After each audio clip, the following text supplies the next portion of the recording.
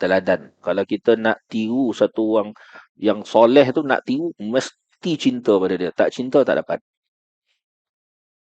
Kalau kita nak tiru dia, nak tiru ni maksud Allah limpah. Apa maksud tiru? Tiru ni tak ada guna.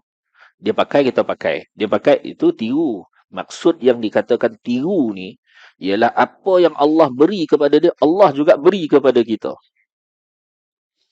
Itu kunci dia, mestikah kasih. Mesti sayang, mesti cinta. Itu naik lagi. Daripada hormat kepada cinta. Dia akan dapat, ya. Wallahu alam, sekadar itu dulu perkongsian, ya, pada tengah hari ini. Mudah-mudahan apa yang kita dengar, ya, kalau tak faham tu apa kita boleh buat, nah. Kalau tak faham tu, kalau tak faham, kita minta lah Allah Taala fahamkan, ya. Minta lah Allah Taala fahamkan. Akuilah, kita tu lemah, kan? Dan saya pun minta maaf lah pada tuan-tuan yang ada pada tengah hari ni.